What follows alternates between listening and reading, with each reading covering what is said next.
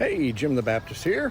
I am in Izmir, Turkey, which is the modern city that used to be called Smyrna. And if you will remember Smyrna from Revelation chapter 2, they were a church that one of the seven churches that the book of Revelation was written to, and they had suffered a lot of persecution and were promised to suffer more. But Jesus said for them to hang in there, and he would give them the crown of life.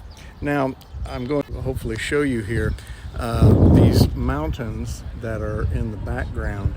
These kind of surround Smyrna, even though you can't see that anymore. And those were called the crown. And so this was a very famous nomenclature for them to know about the crown. But for Jesus to give them the crown of life is even greater, because Smyrna was indeed a great city. In fact, one of the ancient historians said it was the most beautiful place he had ever been. These pillars, I want you to notice how ornately they have been carved into. And this is about 2nd century, I believe.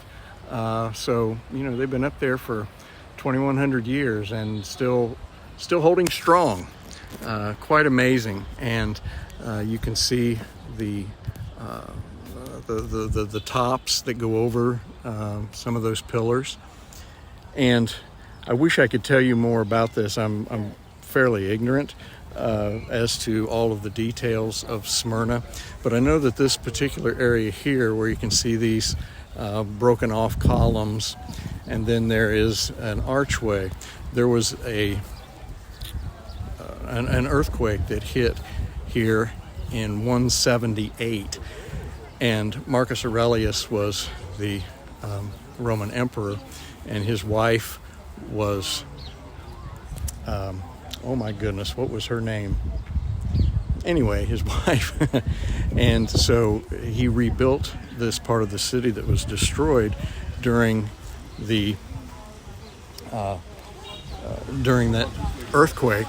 And you can see her likeness that has been, hopefully you can see her likeness that's been carved into the keystone of the archway here that goes in. This area is called the Agora marketplace. There were two kinds of marketplaces. One was a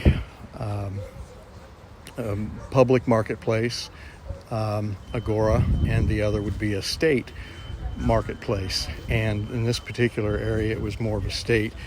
Think of the mall at Washington, D.C., where you have government buildings and you have the folks who are leading the cities and doing businesses, and also watching to make sure that other people are doing their businesses like they're supposed to.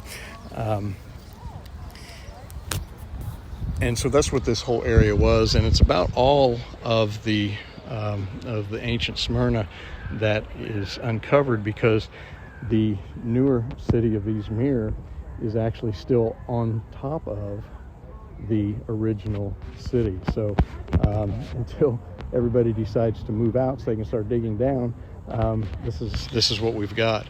Now, this is a lion, and this is a lion, and I think these were originally served as pillars as an entryway into a cemetery.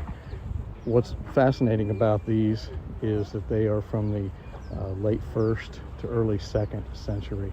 So it is tremendous to be able to look at something that's 2,000 years old, and you can see really the detail that was in it, how well they have weathered all of the storms for 2,000 years. Absolutely fascinating. So that's all I'm going to share with you right now, because that's about all of I know. I think these are a lot of pieces that they have excavated, and not sure necessarily where they go yet or how they are to be put back together. But beautiful day here, and for giving me the time and the opportunity to share what little bit I'm learning. with you, and I hope they'll pique your interest and you can look up some things about this ancient area. And Sue, would you like to say hi? Hello.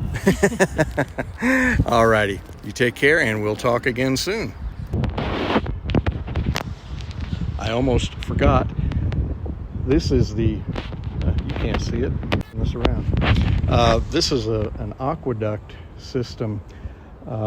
There would be streets down here, but there was also water running down, and hopefully you can see a bit of how the water is running. And to imagine, this city was rebuilt in 300 and something BC. So for 2,300 or more years, they've had this elaborate water system that fed the city.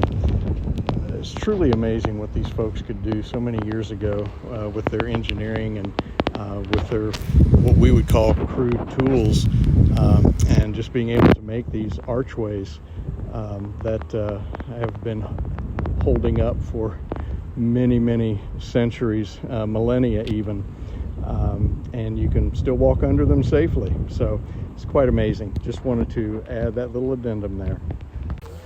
But wait, there's more. These columns, and I showed you the arch that Marcus Aurelius, I guess, gets credit for building, even though he was the emperor and certainly was not going to be the one doing the work. But her name was Faustina. All right, now maybe I'm done, maybe I'm not. One more look at the beautiful mountains, though. Really is pretty.